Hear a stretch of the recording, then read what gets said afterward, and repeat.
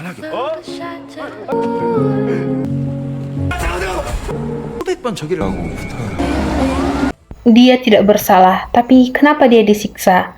Siapa yang mengendalikannya? Dia dijebak, difitnah, dan dipaksa jadi monster dalam cerita orang lain. Dia kehilangan adik satu-satunya, ditinggalkan kekasihnya. Tapi permainan ini belum selesai, karena pion yang mereka kendalikan mulai menyerang balik.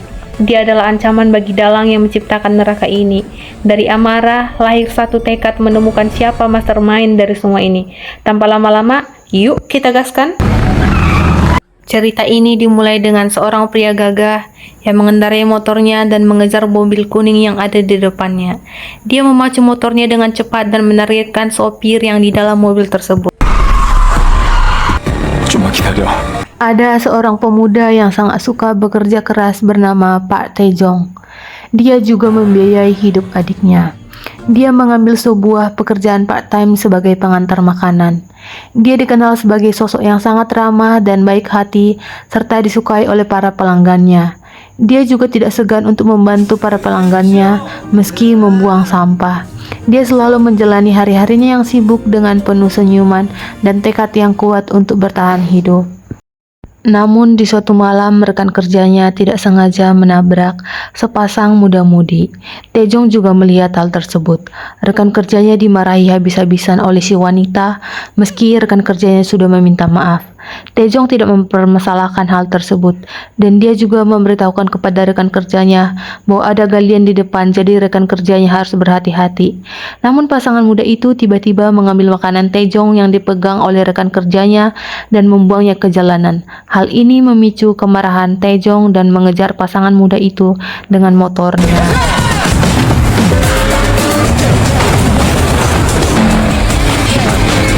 이거 Dia segera meminta ganti rugi kepada pasangan muda tersebut. Si wanita merasa malu dan akhirnya menyuruh pasangannya untuk segera mengganti rugi.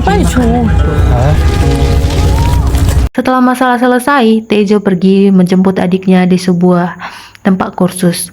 Adiknya bernama Pak Taejin. Mereka sudah ditinggal oleh ibunya. Hubungan kedua kakak adik ini sangat harmonis. Taejong juga selalu mendukung adiknya. Dia menyuruh adiknya untuk rajin belajar dan jangan memikirkan masalah biaya, karena dia akan bekerja keras demi masa depan adiknya. Setelah itu mereka berpisah dan menyuruh adiknya untuk segera pulang ke kosannya. Mereka berdua tinggal terpisah. 공부해 이제. 알았어.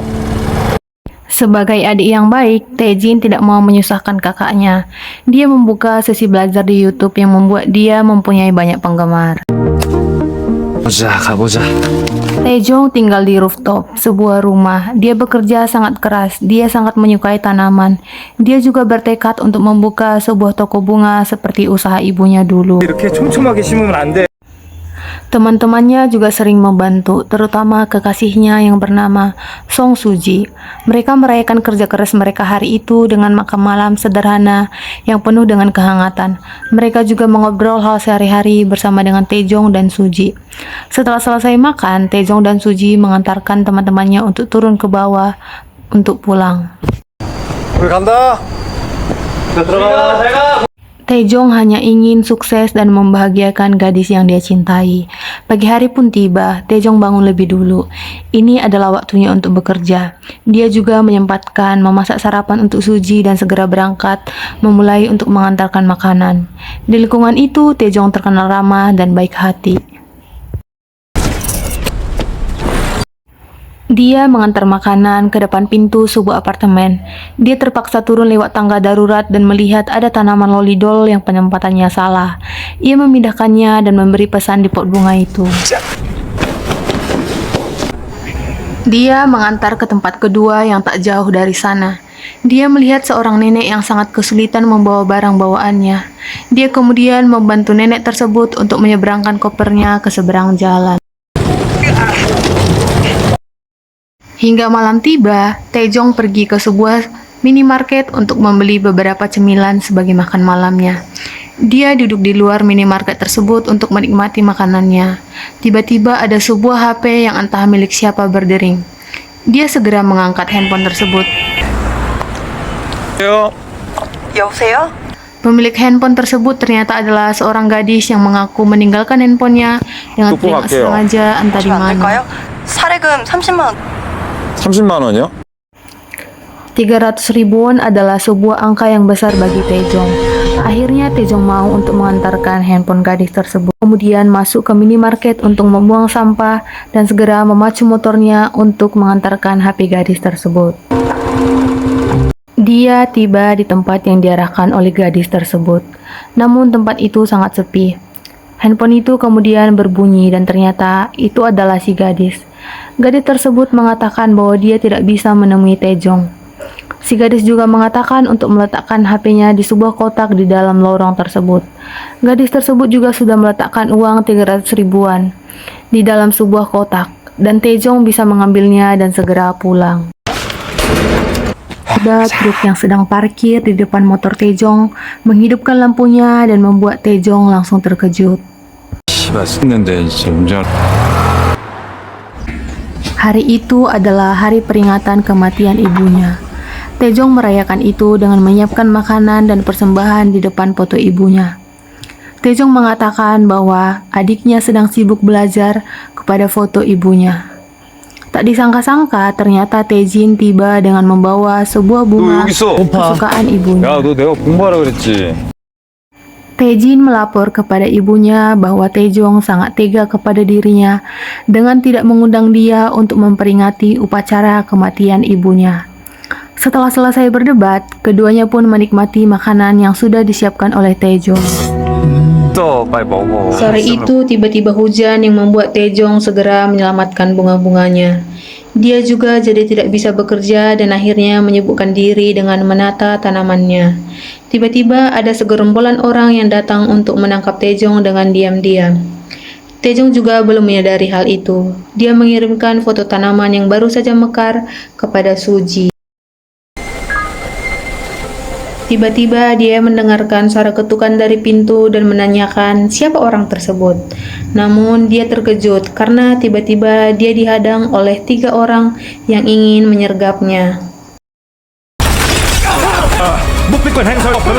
Mereka mengatakan bahwa ini adalah penahanan darurat atas pemerkosaan yang dilakukan oleh Taejong. Mereka adalah polisi. Mereka juga mengatakan hal-hal yang harus dipatuhi oleh Taejong selama jadi tersangka. Taejong juga belum memahami apa yang sedang terjadi. Namun saat belum tiba di kantor polisi, dia sudah disergap oleh para wartawan mengenai hal yang belum dia pahami. Wartawan menanyakan mengapa Taejong menghabisi nyawa wanita tersebut. Ternyata Taejong menjadi tersangka pemerkosaan dan pembunuhan.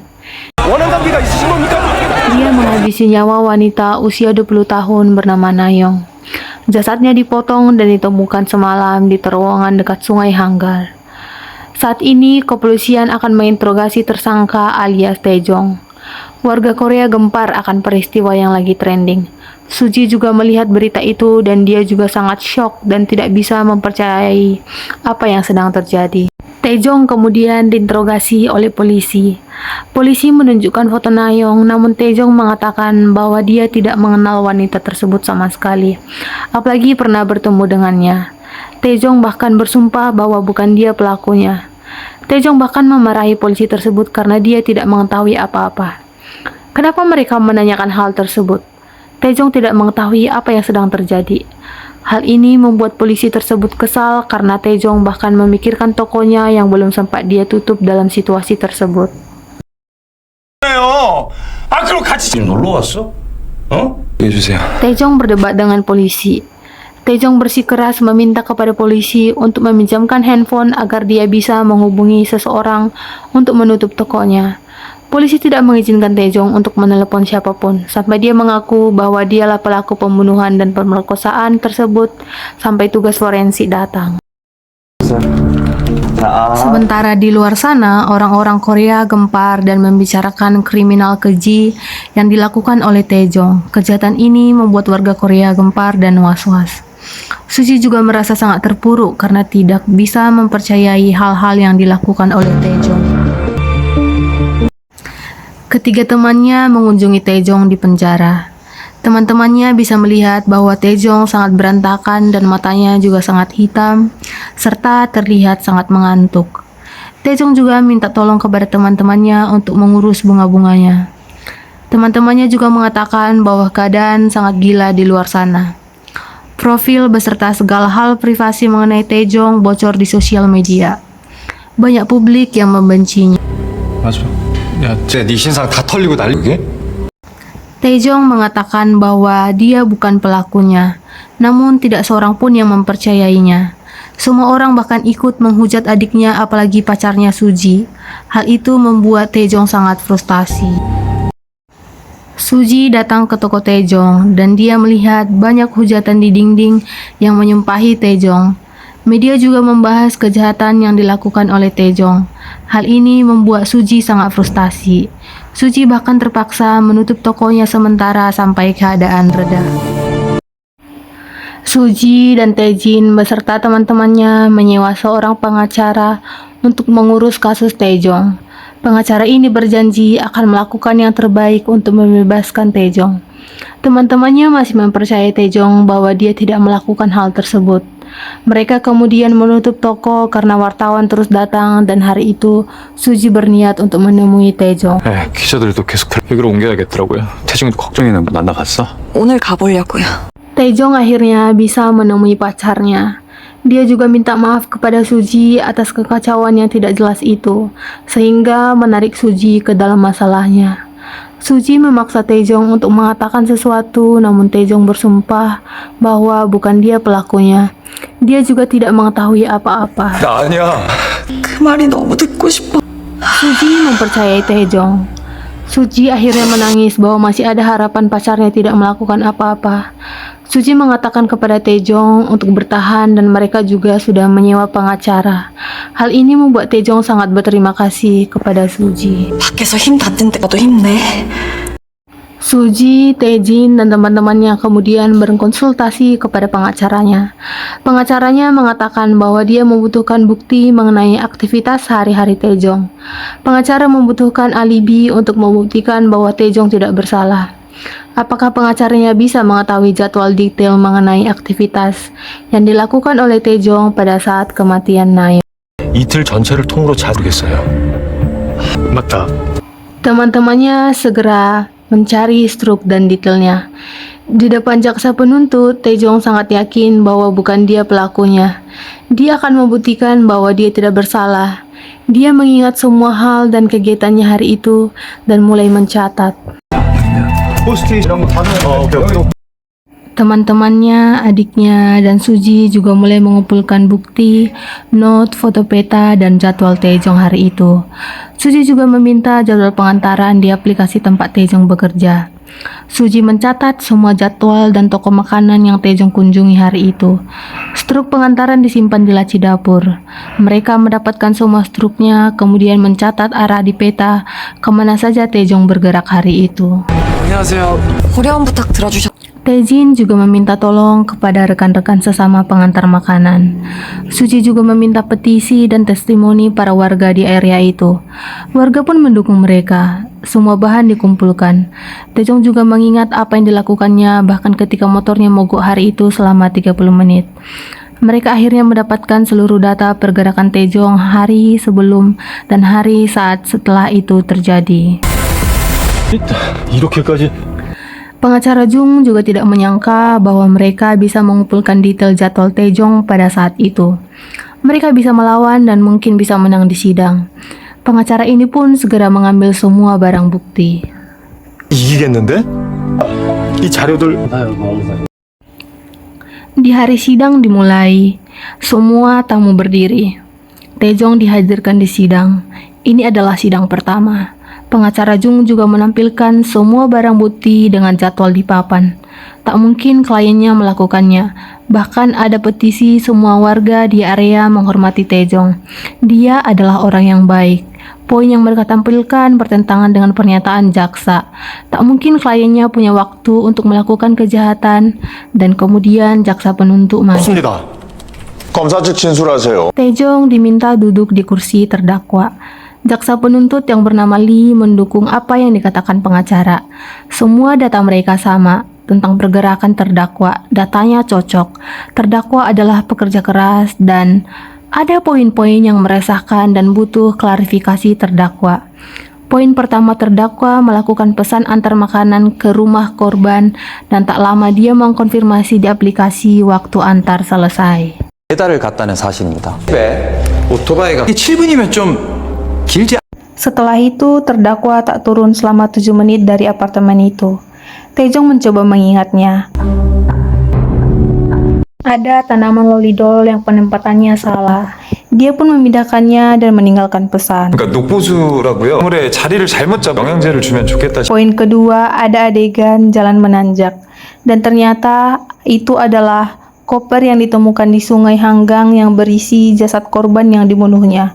Jaksa mengatakan Taejong membawa koper itu melalui titik buta yang tak terdeteksi CCTV. 어머니가 저한테 짐 좀 옮겨달라고 저기 언덕까지. 이 가방인가요? 가방은 낸 장소 근처에서 Dan poin ketiga yang memberatkan, dia membawa ponsel korban.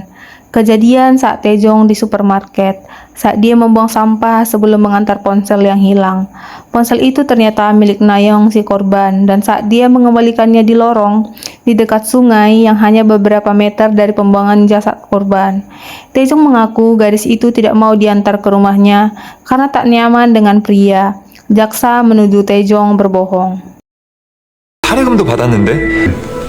Taejong membawa ponsel itu dari sore saat mengantar makanan sampai membuang jasad korban.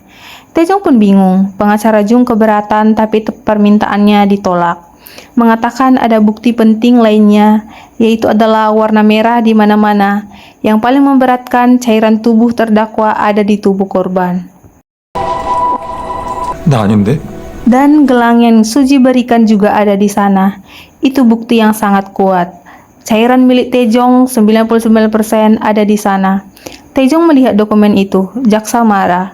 Dia tidak ada rasa menyesal sedikit pun. Itu membuat Taejong tidak terima dan berteriak mengatakan bukan dia pelakunya. 자중하세요.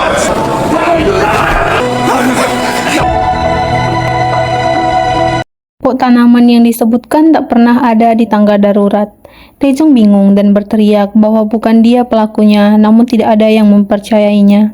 Setelah sidang, Suji bertemu Taejong dan mengatakan pengacaranya berhenti dan sedang mencari pengacara lain. Tetapi itu tak mudah, dia benar-benar depresi. Dia meminta maaf, tapi dia benar-benar tidak melakukannya. 손목 봐봐. 팔찌. Suji meminta tunjukkan gelang yang dia berikan. Taejong bingung dan tak menyangka gelang itu hilang. Suji menangis dan mulai yakin kenapa dia melakukannya. Suji sangat ingin percaya pada Taejong, tapi dia baru sadar Taejong memiliki sisi lain. Taejong memohon bahwa bukan dia pelakunya, tapi Suji menyerah. Dia tak bisa menunggunya lagi dan tak bisa bersamanya. Mulai hari itu mereka berpisah dan Suji pergi dari sana. Kemudian putusan ditetapkan. Taejong diputuskan bersalah. Hukumannya adalah penjara seumur hidup. 나 기다리는 거. 야, Dan dia resmi dimasukkan ke tahanan, ke penjara Guan Seoul. Taejong tak menyangka ini terjadi padanya. Sesampai di penjara, semua tahanan diminta turun. Taejong memperhatikan keadaan sekitar. Penghuni lama berteriak dan mengintimidasi. Taejong berjalan ketakutan. Ini adalah dunia baru tempat dia melanjutkan hidupnya. Peraturannya juga sangat ketat. Di sini bangun harus jam 6 pagi lalu absen. Kemudian sarapan yang akan sidang segera berangkat. Yang lain akan bekerja. Olahraga 2 kali sehari selama 30 menit. Kemudian absen dan makan malam. Lampu dimatikan pukul 9. Yang tak teratur diklasifikasi sebagai level 1 dan jika teratur mungkin bisa mendapatkan bebas bersyarat. Taejong difoto sebagai salah satu penghuni penjara. Seorang pengacara bernama Kim Sang-rak menemuinya dan tertarik dengan kasusnya. Tetapi menurutnya ada yang aneh. Semuanya jelas dan akurat seperti sudah diatur dan mengikuti skrip. Dia tak pernah bertemu dengan korban Nayong di hidupnya, tapi tak ada yang percaya padanya. 전 진짜 잘못 없거든요. Meminta tolong kepada pengacara ini, dia tak bersalah. Si pengacara mengeluarkan alat perekam. Dia mengatakan, tolong ingat sesuatu yang mungkin dia lupakan. Detail sekecil apapun akan membantu. Taejong baru ingat sesuatu. Saat di sidang, dia linglung dan tak bisa berpikir. Tapi dia yakin bukti gelang di TKP bukan miliknya. Dia tak pernah berada di TKP. Dia yakin gelangnya jatuh di kamar kos adiknya waktu dia menumpang tidur di sana. Pengacara bisa gunakan ini sebagai sudut pandang baru. Pengacara juga mengatakan untuk Taejong memberikan alamat kos adiknya dan jangan menceritakan hal ini kepada siapapun. Taejong berjanji dan berterima kasih kepada pengacara. Taejong dibawa kembali ke kamarnya. Tiba-tiba dia dihadang sekelompok tahanan lain. Dia berteriak memanggil petugas tapi diabaikan. Dan Taejong dibawa ke suatu tempat. Orang ini adalah salah satu berandalan yang berkuasa di penjara, Yu Doksu. Taejong disuruh berlutut. Orang ini bertanya berapa tahun dia dihukum. Taejong ingin kabur, tapi kembali dihajar. Jangan membuatnya marah atau dia akan memotong tangannya. Pertanyaan diajukan kembali dan Taejong menjawab hukumannya seumur hidup. Doksu sudah mengetahui kasusnya, memperkosa seorang gadis, menghabisinya dan memotongnya. Taejong mengaku dia tak melakukannya. Orang ini tertawa. Petugas keamanan lewat. Dia terpaksa melepaskan Taejong dan dia dikembalikan ke sel. Hari itu dia mendapat rekan baru di kamar tahanannya. Pria itu bernama Yudon. Dia menertawakan Taejong. Orang ini adalah anak buah Doksu. Dia sudah diincar oleh ketuanya dan akan mengalami hari yang buruk. Dia merundung Taejong dan memakinya. Mulai sekarang jika dia bicara, dia akan menghabisinya. Taejong tiba-tiba mengingat sesuatu. Untunglah kartu nama pengacara tadi selamat. Doksu membuat kerajaannya sendiri di penjara. Dia sering memeras para tahanan dan membuat mereka berhutang padanya, dan menyiksa adalah hobinya. Taejong berusaha menjauh membawa makanannya. Tiba-tiba dua orang tahanan duduk di depannya. Mereka memperingati Taejong, jangan melihat orang itu. Doksu sangat kejam dan berkuasa di penjara ini. Kabarnya dulu dia adalah ketua gangster. Hukumannya seumur hidup, tapi dia kaya. Kabarnya dia menyuap hingga hukumannya dikurangi jadi 12 tahun. Dulu dia punya adik perempuan. Dia memperkaos adiknya. Karena itulah dia akan mengejar tahanan yang memperkaos. Dia benci orang seperti itu. Ternyata kedua orang ini pura-pura baik. Dia membawa Taejong ke kamar mandi dan anak buah Doksu sudah menunggu di sana. Dia terjebak. Dia dihajar.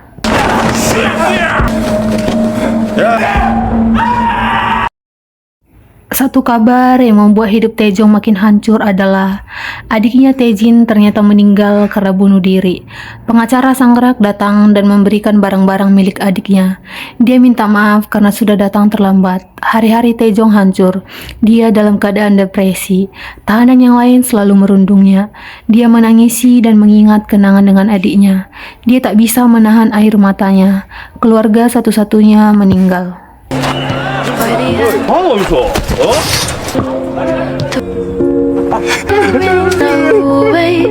Taejong hancur sehancur-hancurnya. Dia tak ingin hidup lagi.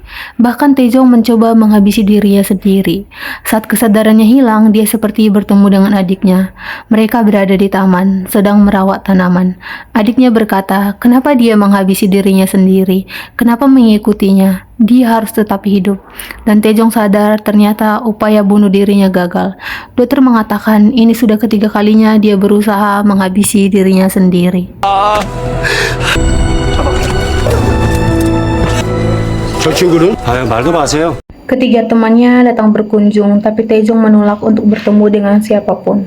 Salah satu dari mereka marah. Mereka sudah kesini setiap bulan selama 1 tahun, tetapi Taejong selalu menolak mereka. Ketiganya terpaksa pergi. 우리 1년 넘게 매달았잖아. 형도 뭔가 사정이 있나 보지. Ada seorang Pak Tua yang bernama Pak Noh.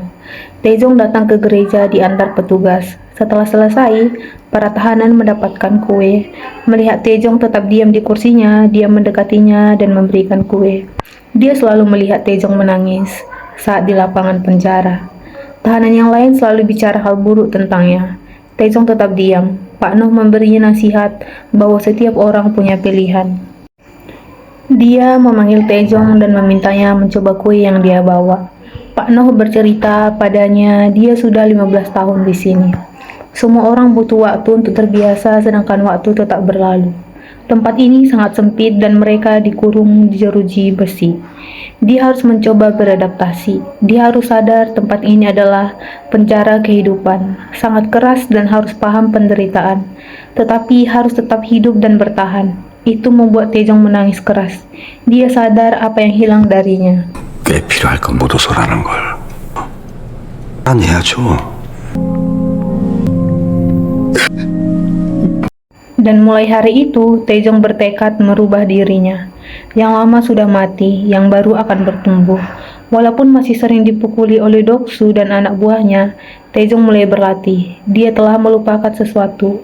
Dia dulu adalah atlet taekwondo dan dia akan memulainya kembali. Taejong sudah berdamai dengan dirinya sendiri dan mulai beradaptasi.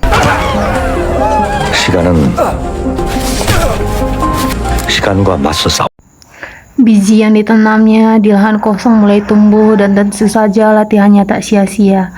Dia mulai bisa menahan dan menghindar dari tahanan yang membunuhnya. Dia juga berhasil mendapatkan kualifikasi 1 karena menunjukkan sikap baik. Taejong juga menajamkan kembali kemampuan bela dirinya, dan tak terasa waktu 5 tahun sudah berlalu. Di sebuah rumah yang sangat mewah, seorang pria berjalan menuju ruangan pribadinya. Dia menerima telepon dari seseorang. Dia mengatakan semuanya bisa diatur. Lalu dia masuk ke sebuah ruangan khusus dan menghidupkan layar. Luar biasanya, dia bisa mengontrol CCTV setiap sudut kota Seoul, dimanapun dan kapanpun. Kembali ke penjara, Taejong merawat tanaman-tanamannya dan dia dihampiri oleh seorang petugas. Petugas ini bernama Chol Hwan, kapten di penjara. Dia datang dan melihat tanaman yang Taejong tanam. Kebetulan dia juga sangat suka dengan tanaman. Dia melihat wajah Taejong yang terluka, dan dia berkelahi lagi. Taejong mengatakan dia tak sengaja jatuh. Si kapten membawa tanaman miliknya dan bertanya apa yang terjadi dengan daunnya, karena daunnya menguning. Taejong mengatakan tanaman itu hanya butuh protein yang lebih besar. Dia mengatakan dia akan merawatnya. Dia berterima kasih dan pergi dari sana. Tak lama setelah itu, Pak Noh membawakan kue untuk Taejong. Dia mengatakan pendeta datang dan membawa kue yang banyak. Tak terasa Taejong sudah 5 tahun di sini. Dia merasa tua. Pak Noh memberikan sesuatu padanya. Gelang ini yang selalu dia pakai, simpan baik-baik. Taejong juga sadar kenapa dia bersikap aneh dan bertanya ada apa. Ternyata itu adalah hari terakhir Pak Noh di penjara, dan dia juga sudah menyangkanya. Saya sudah bicara dengan Pak Pendeta. Taejong bisa menggantikannya menjadi pelayan altar, kata Pak Noh. 나가?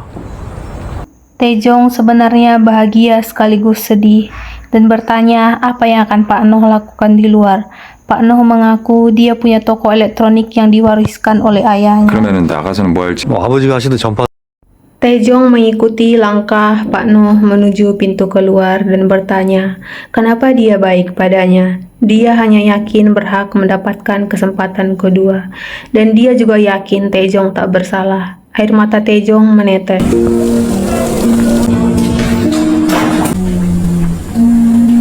Dia berteriak berterima kasih kepada Pak Noh. Keduanya saling merasa kehilangan. Pak Noh menoleh beberapa kali hingga akhirnya mereka berpisah. Taejong masih rajin membaca Alkitab. Dia melihat seorang tahanan baru dirundung oleh tahanan lama. Dia merasa dejavu awal-awal di penjara. Di gereja, Taejong mulai pekerjaannya sebagai pelayan altar. Petugas mengantarkan si tahanan baru yang dirundung tadi, dan orang ini membuat pengakuan dosa. Taejong menyuruhnya memakan kue serta memberinya beberapa nasihat untuk kuat menjalani kehidupan. Dia juga memberikannya Alkitab. Cobalah membacanya, mudah-mudahan dia diberi keberanian. Tahanan baru ini mengatakan dia tak bersalah. Andaikan dia tak mengantarkan ponsel yang hilang itu, ini tak akan pernah terjadi. Kasus orang ini sangat mirip dengannya. Semua skenarionya sama, dan dia juga seorang pengantar makanan. Tahanan ini menceritakan semuanya. Taejong semakin yakin kalau semuanya sangat mirip dengan kasusnya. Tahanan ini berkata, dia punya alibi yang kuat. Tiba-tiba seorang pengacara datang. Pengacara itu ternyata tidak terdaftar. Tahanan ini berkata pengacara itu pasti komplotan penjahatnya. Tahanan ini mengatakan ibunya bunuh diri. Itu juga sama dengan adiknya, Taejin. Orang ini yakin ibunya tak mungkin bunuh diri karena ibunya selalu mengingatkan mengenai keselamatan hidup. Taejong jadi sadar, bisa jadi adiknya juga sama. Orang ini sangat marah. 절대로 안 속아요. Taejong juga awalnya sudah merelakan dirinya di penjara. Dia jadi membuka kembali lembaran luka-lukanya dan keyakinannya semakin kuat bahwa dia dijebak. Dia tidak tidur semalaman, di luar sangat ribut. Tahanan baru kemarin meninggal dunia. Dia semakin yakin bahwa ini semua jebakan.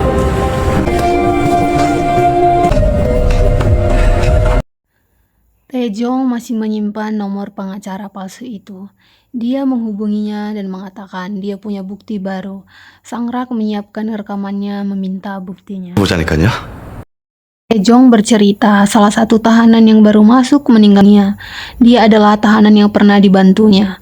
Orang ini pura-pura tidak tahu.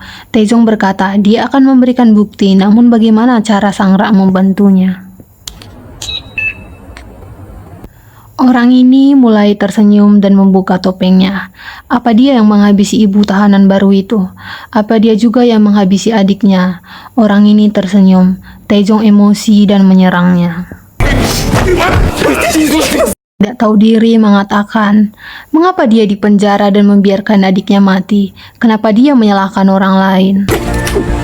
그냥 안 했어도 했다라고 생각하는 게 Taejong bersumpah dia akan mencari cara untuk membunuh si pengacara. Pengacara gadungan ini malah sinis dan menantang Taejong. Bagaimana Taejong akan melakukannya? Sang Rak memberi saran untuk menulis surat wasiat dan bunuh diri.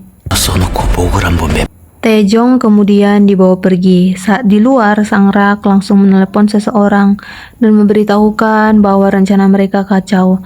Ada seorang tahanan yang sudah mengetahui rahasia mereka. 맞습니다. Taejong kemudian pergi ke gereja dan memberitahukan kepada pendeta bahwa dia tidak bisa menjadi pelayan altar lagi. Dia juga mengembalikan Alkitab yang diberikan oleh Pak Noh. Dia mengambil paku yang ada di bangku gereja sampai jarinya berdarah. Taejong bertekad untuk membalaskan dendamnya. Cerita episode 1 dan 2 The Manipulated sudah selesai dan akan bersambung ke episode 3. Harap dinantikan, jangan lupa subscribe, komen, dan nyalakan tombol loncengnya. Terima kasih banyak.